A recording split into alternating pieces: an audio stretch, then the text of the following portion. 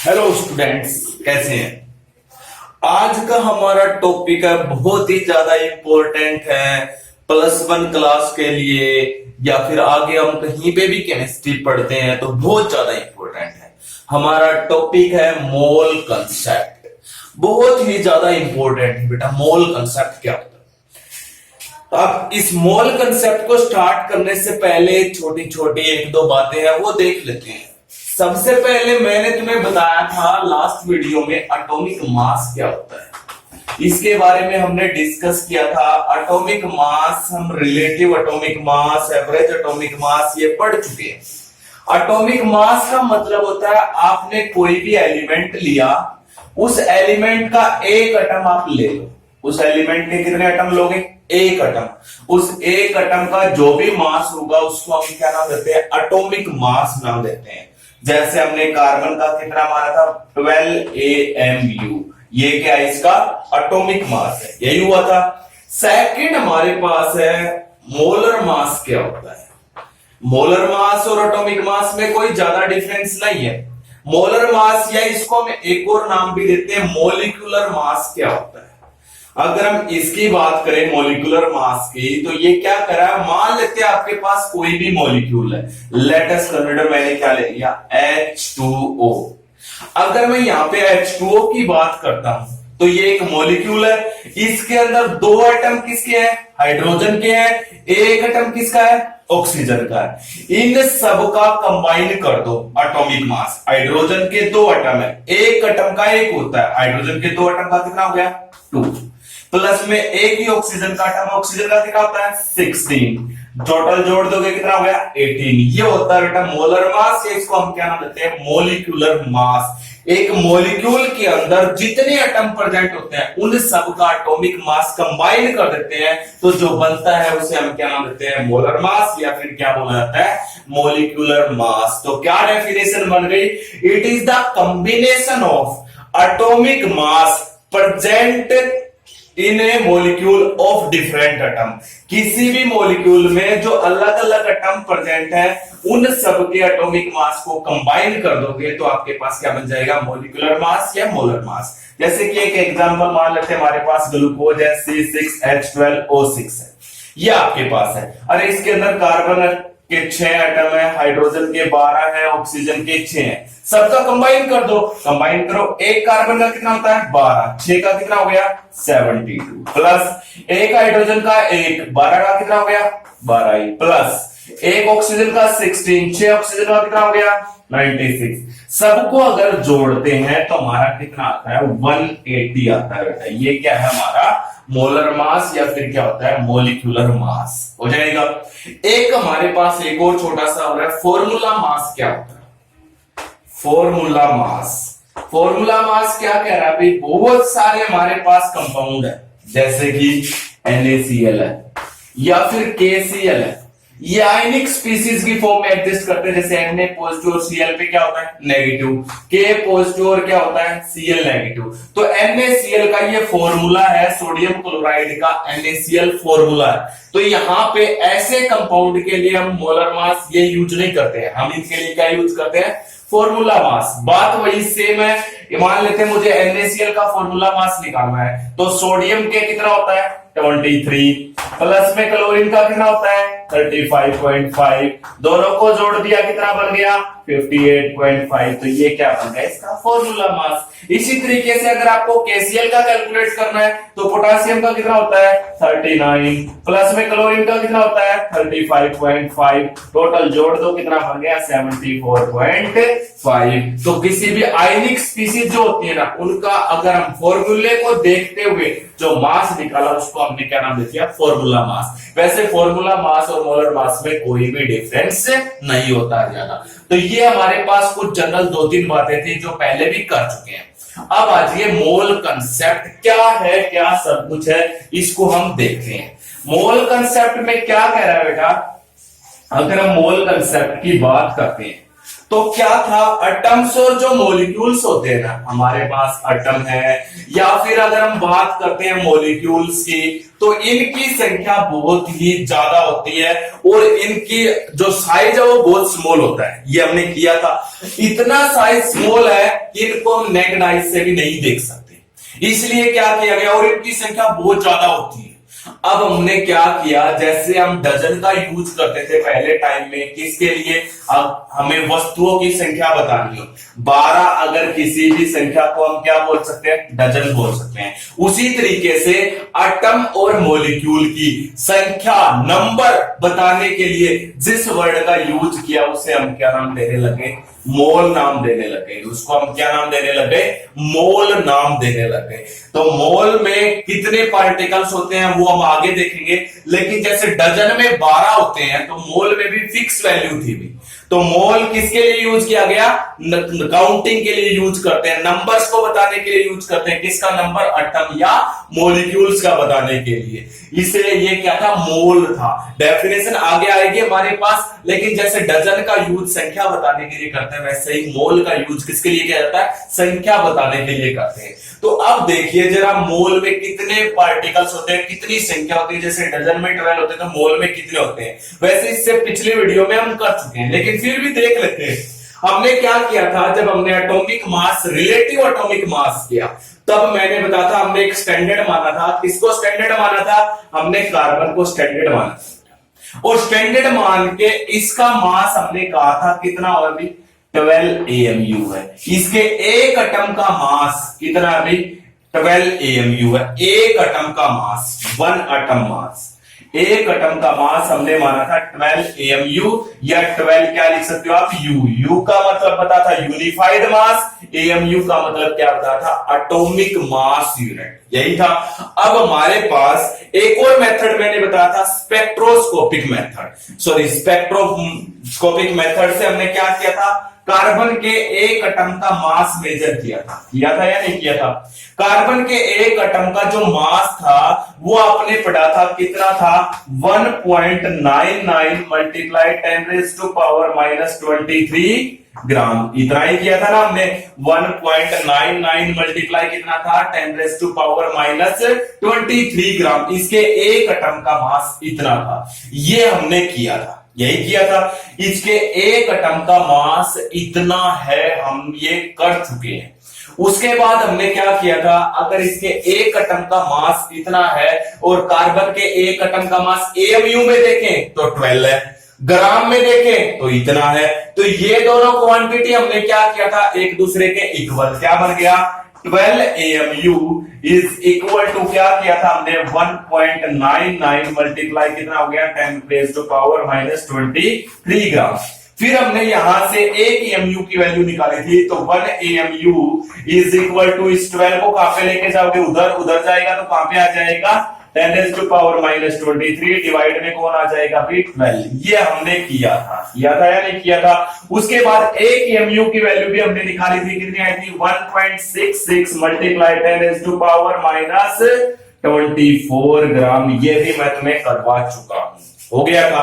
तो अब ये हम सब कुछ कर चुके हैं। अब हमें ये पता है, ये हमारे पास कार्बन के एक एटम का मास ग्राम में इतना है और AMU में इतना है, और एक AMU की वैल्यू कितनी होती है, ग्राम में इतनी होती है। ये भी हम कर चुके थे। अब आप देखिए, एक मोल में कितने पार्टिकल्स होते हैं, ये भी मैं करवा चुका हूं, लेकिन एक बार फिर से देखते हैं। तो ये बातें आपकी हो गई रिपीट, तो अब आप एक बार नोट डाउन कर लीजिएगा। अब आप देखिए जरा, एक मोल में कितने पार्टिकल्स होते हैं। तो मैंने कहा था, कार्बन का जो एक मोल लिया उसका वेट पता किया गया, तो कितना वेट था भाई, जब हमने स्टैंडर्ड मेथड से, स्पेक्ट्रोमोटोमेट्री से हमने पता की, मास स्पेक्ट्रोमेट्री से, तो कार्बन के एक मोल का मास कितना था, 12 ग्राम मान लिया। कितना लिया गया था, 12 ग्राम। अब इस 12 ग्राम में कितने पार्टिकल है, क्योंकि एक मोल के बराबर है, एक मोल के बराबर है 12 ग्राम कार्बन का। अगर मैं इसमें 12 ग्राम में कितने कार्बन के एटम है वो निकाल दूंगा, तो मेरे पास क्या आ जाएगी, एक मोल की वैल्यू आ जाएगी या नहीं आ जाएगी। अब देखिए जरा, अगर मैं ये लिखूं 1.99 मल्टीप्लाई 10⁻⁻23 ग्राम अगर कार्बन है, तो उसके अंदर कार्बन का कितना एटम होता है, एक एटम, मैंने ये उठाया बेटा यहां से, कार्बन के एक एटम का मास ये है, तो मैंने लिख दिया 1.99 मल्टीप्लाई 10⁻⁻23 ग्राम अगर वेट है तो उसके अंदर कार्बन का एक एटम होगा। अगर 1 ग्राम होगा तो कितना वेट हो जाएगा, 1 डिवाइड में कौन आ जाएगा, ये सारी क्वांटिटी डिवाइड में आ जाएगी, 1.99 मल्टीप्लाई 10⁻⁻23 ग्राम हो गया। अब मेरे पास कार्बन का एक मोल में कितने ग्राम है, 12 ग्राम। इस 12 ग्राम में अगर मैं पार्टिकल निकाल दूंगा तो जो भी एटम आएंगे वो किसकी वैल्यू आ जाएगी, तो इस 12 ग्राम में कितने एटम होंगे ये निकाल दो, तो 1.99 मल्टीप्लाई 10⁻⁻23 और मल्टीप्लाई में कौन चला जाएगा अभी 12। इन सबको सोल्व करोगे, वैसे कर चुके हो आप, तो कितनी वैल्यू आई थी 6.022 मल्टीप्लाई कितना आया था 10⁻23 एटम्स आए थे। इसका मतलब हमने कार्बन का जब एक मोल लिया और एक मोल कितने के बराबर है 12 ग्राम, तो उसमें कार्बन के कितने एटम्स थे 6.022 मल्टीप्लाई 10⁻23। इसका मतलब ये हुआ एक मोल की वैल्यू कितनी है 6.022 मल्टीप्लाई कितना 10⁻23 है, और इस वैल्यू को नाम दे दिया गया एवोगैड्रोज नंबर। इसको हम क्या नाम देते हैं, एवोगैड्रोज नंबर नाम दिया जाता है। अभी ये था आपका एक मोल के अंदर कितने पार्टिकल्स होते हैं, तो आपसे पूछा जाए तो 6.022 मल्टीप्लाई 10⁻23 पार्टिकल्स। एक मोल अगर पूछता है तो कितने पार्टिकल होंगे 6.022 मल्टीप्लाई 10⁻23 पार्टिकल्स। ये हमने एक बार फिर से देखिए, कार्बन का एक मोल कितने के बराबर है 12 ग्राम। इस 12 ग्राम में मैं कार्बन के एटम निकालता हूं, कैसे निकाला, कार्बन का इतने ग्राम है तो एक एटम के इक्वल, ये रहा किया था। 1 ग्राम होता तो ये डिवाइड में आ जाएगा, 12 ग्राम तो ये मल्टीप्लाई में, सोल्व किया कितना आ गया ये, तो इसलिए हमारे पास एक मोल की वैल्यू कितनी आ गई 6.022 मल्टीप्लाई 10⁻23 पार्टिकल्स हो गया। लेकिन अब क्या है, अब ये बात हमारे पास है एक मोल में इतने पार्टिकल्स है। अब डेफिनेशन क्या होगी फिर एक मोल की, एक मोल की डेफिनेशन तो कर दो इसको साफ, तो जरा देखिएगा एक बार एक मोल की डेफिनेशन क्या बन गई हमारे पास।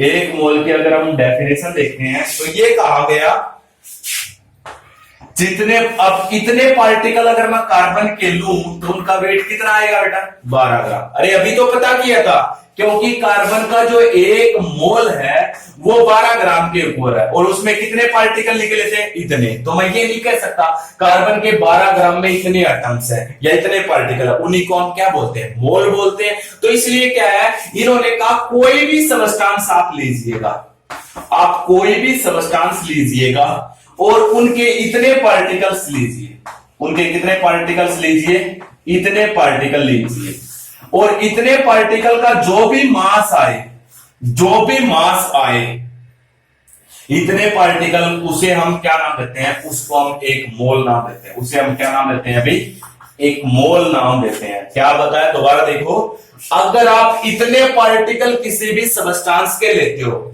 उन पार्टिकल का आप मास निकाल लो, वही क्या होगा 1 मोल होगा। जैसे हमने यहां पे किया था, क्या किया था, कार्बन का 12 ग्राम एक मोल के इक्वल था, उसमें इतने एटम्स हैं, तो ये क्या होगा, इसका मतलब ये भी एक मोल के बराबर है, इट मींस ये भी किसके इक्वल है, एक मोल के इक्वल है। अगर मैं किसी भी सबस्टांस के इतने पार्टिकल लूंगा तो इतने पार्टिकल किसके इक्वल होंगे, एक मोल के इक्वल होंगे नहीं होंगे, तो मैंने इनका मास निकाल लिया, तो उस मास को भी हम किसके इक्वल बोलेंगे, एक मोल के इक्वल। जरा समझने की कोशिश कीजिएगा, दोबारा से देखते हैं हमने क्या किया है। हमने कहा कार्बन का 12 ग्राम एक मोल के इक्वल था, तो उसमें मैंने इतने पार्टिकल्स निकाल लिए, इतने पार्टिकल आए, तो मैं ये भी एक मोल है कार्बन का 12 ग्राम, तो इतने पार्टिकल भी किसके इक्वल होंगे, एक मोल के इक्वल होंगे। इसलिए मैंने अब की बार कार्बन नहीं कोई दूसरा सबस्टांस लिया, उसके इतने पार्टिकल लिए, इतने पार्टिकल को आप क्या कहोगे एक मोल, और ये इतने पार्टिकल एक मोल है, इतने पार्टिकल को मैंने मास में चेंज कर दिया, तो वो मास भी किसके इक्वल होगा, एक मोल के इक्वल होगा। तो इसलिए एक मोल क्या कह रहा है, क्या डेफिनेशन बन गई, क्या लिखोगे आप एक मोल की डेफिनेशन, हमारे पास कार्बन के 12 ग्राम में जितने पार्टिकल्स थे, अगर उतने पार्टिकल किसी दूसरे सबस्टांस के लिए जाए, उनका जो मास होगा उसको हम क्या नाम देंगे, एक मोल नाम दिया जाएगा, उसको हम क्या नाम देंगे, एक मोल नाम दिया जाएगा। तो आप क्या करोगे, it may be defined as, mass of any substance. It may be defined as mass of any substance which contain same number of particles as present in carbon 12 gram, as present in carbon 12 gram. तो क्या है, it may be defined as mass of any substance, किसी भी substance का वो mass which contains the same number of particle as present in carbon 12 gram. Carbon 12 ग्राम में जितने particles हैं, अगर उतने ही पार्टिकल किसी दूसरे सबस्टांस के लिए जाए, उनका जो मास होगा वो कितने के बराबर होगा, 1 मोल के इक्वल होगा। क्योंकि कार्बन 12 ग्राम है 1 मोल, और 1 मोल में इतने पार्टिकल, मैंने दूसरा सबस्टांस लिया, उसके इतने पार्टिकल ले लिए, उनका मास निकाला, उसको हम क्या नाम देंगे, 1 मोल। इसलिए मैंने कहा मास of any substance which contains the same number of particle as present in carbon 12 gram. Carbon 12 ग्राम में इतने पार्टिकल और उनके मास को हम क्या नाम देंगे, 1 मोल नाम दिया जाएगा। तो ये हमारे पास था 1 मोल की डेफिनेशन। इसलिए क्या किया गया, मान लेते हैं, अब मान के चलते हैं, मैंने ऑक्सीजन ले लिया, क्या ले लिया अभी, ओनली ऑक्सीजन, और उसके इतने एटम्स लिए मैंने ऑक्सीजन के। जब मैं ऑक्सीजन के इतने एटम्स लूंगा तो इनका जो मास निकाला गया, ऑक्सीजन के इतने एटम्स लिए और उनका जो मास निकाला, उनको हम क्या बोलेंगे, 1 मोल बोलेंगे। लेकिन ऑक्सीजन के इतने एटम लेने के बाद उनका मास बनाया गया, तो वो मास बना भी 16 ग्राम। कितना बना, 16 ग्राम बना। तो इसको भी हम क्या बोलेंगे, 1 मोल। एक तो एग्जांपल और लेते हैं। फिर हमने क्या किया, 6.022 मल्टीप्लाई 10 की 23 एटम्स मैंने हाइड्रोजन के लिए, किसके ले लिए, हाइड्रोजन के इतने एटम्स लिए। तो इतने एटम्स का, हाइड्रोजन के इतने एटम्स का जब मास बनाया तो वो आया 1 ग्राम। कितना आया बेटा, 1 ग्राम। तो धीरे धीरे क्या पता लगने लग गया, ये पता लगा किसी का भी जो मोलर मास होता है, किसी का भी जो मोलर मास होता है, या किसी का भी जो एटॉमिक मास की हम बात कर रहे हैं, किसी का भी एटॉमिक मास या किसी का भी मोलर मास अगर हम ग्राम में एक्सप्रेस कर दें तो वो 1 मोल के इक्वल होता है। किसी का भी मोलर मास हो या किसी का भी एटॉमिक मास हो, अगर उसको हम ग्राम में लिखेंगे तो वो किसके इक्वल होता है, 1 मोल के इक्वल होता है। क्या मतलब है, जरा देखिएगा इस बात का क्या मतलब है। हमने क्या किया, 1 मोल का मतलब फिर से बता रहा हूं, आप कोई भी सब्सटेंस लीजिएगा, मान लेते हैं मैंने एक हाइड्रोजन लिया, ऑक्सीजन लिया, नाइट्रोजन लिया, फ्लोरीन लिया, क्लोरीन लिया, ये ले लिया। इनका क्या कह रहा है, आप मोलर एटॉमिक मास लो। हाइड्रोजन का एटॉमिक मास कितना होता है, 1। ऑक्सीजन का कितना होता है, 16। नाइट्रोजन का कितना होता है, 14। फ्लोरीन का कितना होता है, 19। क्लोरीन का कितना होता है, 35.5। ये इनके एक एक एटम का मास है, ठीक है, एक एक एटम का मास है सबका। ओके, अब मैंने क्या किया, इसके 1 मोल एटम लिए। 1 मोल एटम कितने होंगे भी, 1 मोल एटम मतलब 6.022 मल्टीप्लाई 10⁻23। इसके भी 1 मोल एटम, 1 मोल मतलब 6.022 मल्टीप्लाई 10⁻23 एटम्स। इसके भी 1 मोल मतलब 6.022 मल्टीप्लाई 10⁻23 एटम्स। इसके भी 1 मोल लिए मतलब 6.022 मल्टीप्लाई 10⁻23 एटम्स। इसके भी 1 मोल लिए मतलब 6.022 मल्टीप्लाई 10⁻23 एटम्स। हो गया। अब क्लोरीन से स्टार्ट करते हैं। अब इसका ये पता है, ये 35U इसके एक एटम का मास है, लेकिन मैं क्या कहना चाह रहा हूं वो ध्यान से सुनिएगा। इस क्लोरीन के इतने एटम्स लिए, इतने एटम ये किसके इक्वल है, 1 मोल के इक्वल है। इस क्लोरीन के एटम का जब मास बनाया गया ग्राम में तो कितना बना, 35.5 ग्राम बना। कितना बना बेटा, 35.5। इसलिए मैंने क्या निष्कर्ष निकाला, ये कह रहा है किसी का भी आप एटॉमिक मास जो होता है, अगर उसको आप U की बजाय ग्राम में लिख देते हो तो वो उसका 1 मोल के इक्वल होता है। वो किसके इक्वल होता है, 1 मोल के इक्वल। आगे देखिए, जैसे फ्लोरीन था, इसका एक एटम का मास 19U, एक एटम का बताया मैंने। अगर इतने एटम्स लूं, जिसको मैं 1 मोल बोलता हूं, इतने एटम्स को मैं कितना बोलता हूं, 1 मोल, और इनका अगर मैं मास बनाऊं, फ्लोरीन के इतने एटम्स का मास, तो वो कितना बना, 19 ग्राम। इसका मतलब मैं ये कह सकता हूं 19 ग्राम जो फ्लोरीन होता है वो 1 मोल के इक्वल होता है। किसके इक्वल होता है? 1 मोल के। तो इन दो एग्जांपल से क्या समझ में आया? किसी का भी एटॉमिक मास यू में लिखोगे तो वो उसके 1 एटम का मास है, और किसी का भी एटॉमिक मास अगर आप ग्राम में लिखोगे तो वो किसके इक्वल है? 1 मोल के इक्वल है। किसके इक्वल है? 1 मोल। जैसे नाइट्रोजन है, नाइट्रोजन के इतने एटम्स हैं 1 मोल में, इनका मास निकालूंगा तो मैं कितना आएगा? 14 ग्राम। देखो यू में लिखोगे तो इसके 1 एटम का मास आया, ग्राम में लिखोगे तो किस में आ गया? ये इसके 1 मोल का मास आ गया। इसी तरीके से ऑक्सीजन है, ऑक्सीजन का 1 एटम का मास कितना होता है? 16 यू, लेकिन इसके इतने एटम्स कितने के इक्वल होता है? 1 मोल। इनका अगर मैं मास निकालूंगा तो कितना आएगा? 16 ग्राम। सेम वे में इसके 1 एटम का मास 1 यू, और इसके इतने एटम्स का मास जिसको हम 1 मोल बोलते हैं, अगर निकालूंगा तो कितना आएगा? 1 ग्राम। इसलिए क्या निष्कर्ष निकला? किसी के भी 1 मोल का जो मास होता है वो किसके इक्वल होता है? उसका जो एटॉमिक मास है आप उसको ग्राम में लिख दो। किस में लिख दो?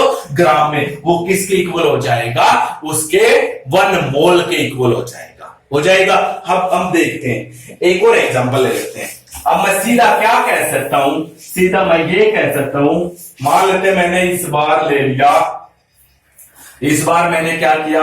लिथियम लिया।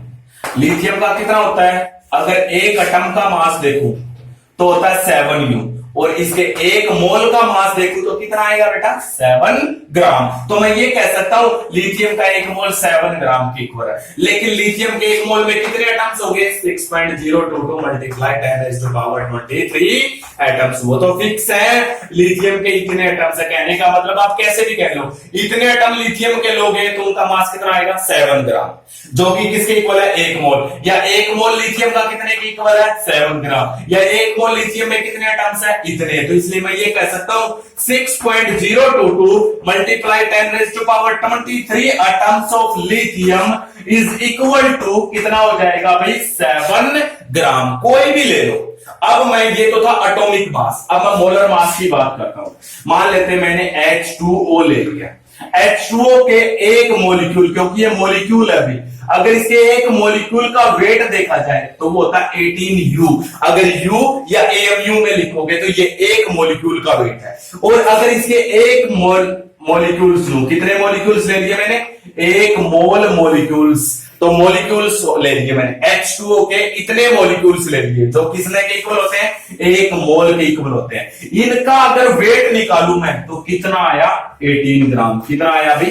18 ग्राम। तो इससे आपको एक आइडिया लग रहा होगा, किसी का भी जो मोलर मास होता है, 1 एटम का जो मोलर मास होता है, अगर आप उसके 1 मोल का बनाना चाहते हो तो उसको यू की जगह पे क्या लिख दो? ग्राम। ग्राम में चेंज होते ही वो उसके 1 मोल का मास आ जाएगा। जैसे वाटर देखा, इसके 1 मोलिक्यूल का मास कितना था? 18U।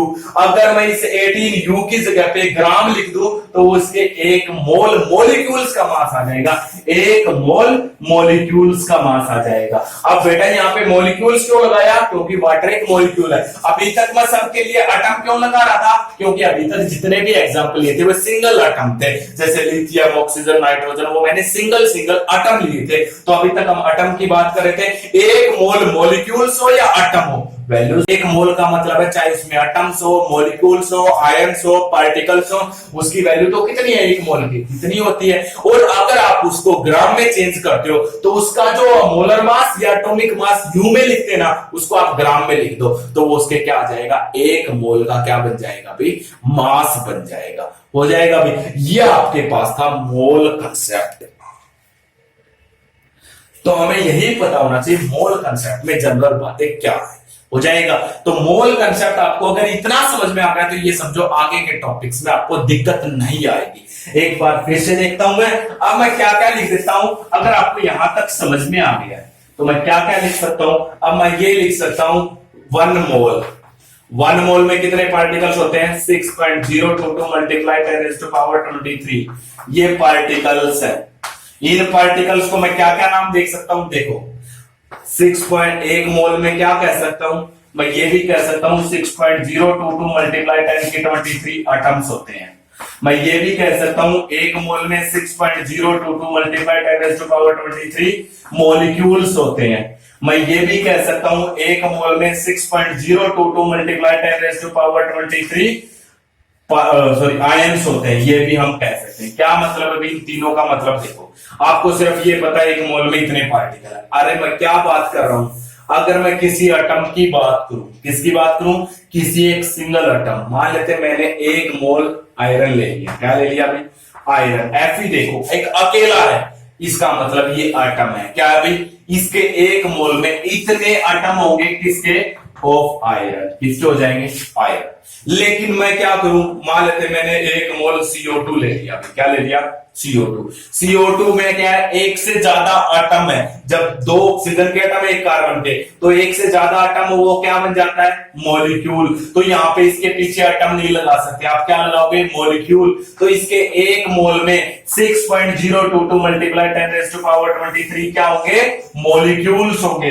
अगर मैं कह दूं मैंने एक मोल Na पॉजिटिव लिया है जिसके ऊपर चार्ज हो वो क्या होता है? आयन। तो इसके अंदर हम कहेंगे एक मोल में 6.022 मल्टीप्लाई 10⁻23 आयंस ऑफ किसके हैं? Na positive. समझ में आया या नहीं आया बेटा? अब तो ऐसे हम मॉलिक्यूल्स, आयंस, पार्टिकल्स, एटम्स कुछ भी लिख सकते हैं, एक मोल की वैल्यू फिक्स रहेगी।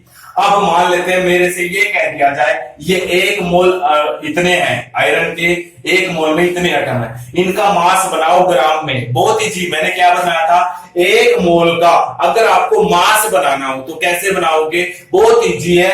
आयरन के एक एटम का मास याद कर लो। एक एटम का मास कितना होता है? 56 AMU।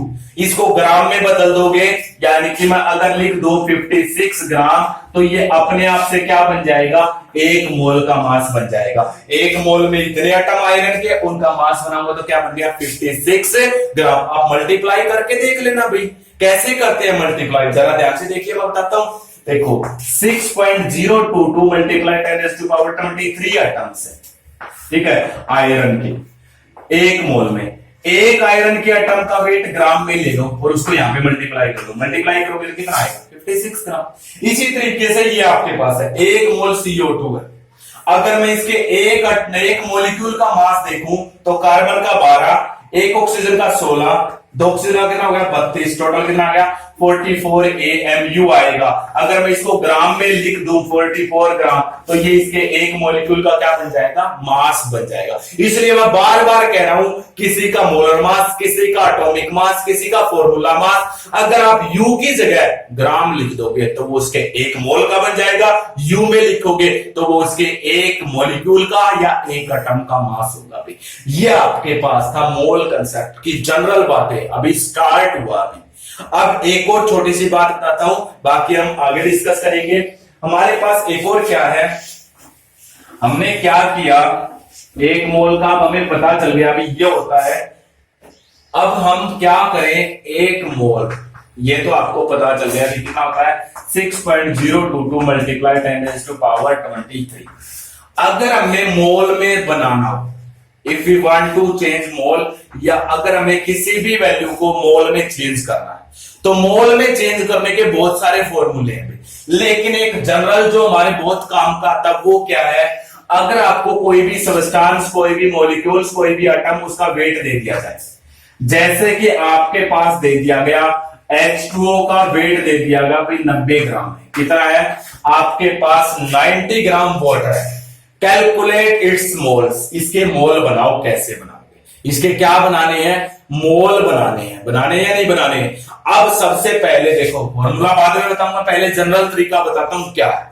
अब मुझे ये बताओ, इसको एक बार भूल जाओ, H2O का एक मोल में मॉलिक्यूल्स होंगे या एटम्स होंगे? H2O खुद एक मॉलिक्यूल है, तो इसके एक मोल में मॉलिक्यूल्स होंगे 6.022 मल्टीप्लाई 10⁻23। इन मॉलिक्यूल्स को अगर मैं मास में चेंज करना चाहता हूं, तो मैंने बताया था इसके एक मॉलिक्यूल का मास निकाल दो। इसके एक मॉलिक्यूल का मास कितना होता है? 18 AMU। अब मैं AMU के हटा के ग्राम लिख दूं तो इसका 18 ग्राम कितने के इक्वल बोला जाएगा भाई? एक मोल। अब 1 ग्राम कितने के इक्वल होगा भाई?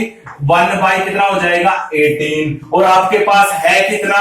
90 ग्राम। जब वाटर होगा तो वो कितने के इक्वल होगा? मल्टीप्लाई 90। कितना आ गया भाई? 5 मोल। आया या नहीं आया समझ में? अब फॉर्मूला क्या बन गया? मोल इज इक्वल टू, मोल बनाने का फॉर्मूला होता है गिवन मास डिवाइड में होता है भाई मोलर मास। डिवाइड में क्या होता है, मोलर मास भी ले सकते हो, या फिर मोलर मास नहीं है तो उसकी जगह एटॉमिक मास भी आ सकता है भाई।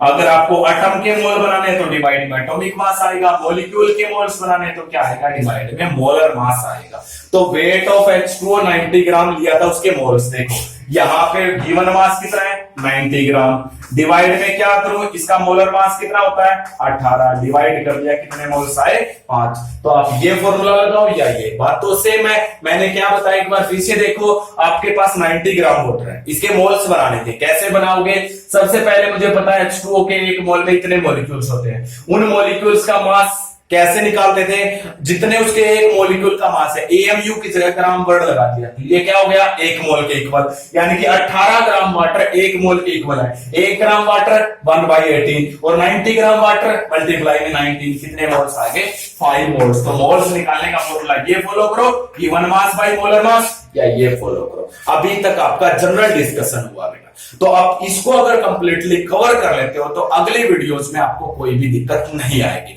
तो बाकी हम डिस्कस करेंगे नेक्स्ट वीडियो में। ओके।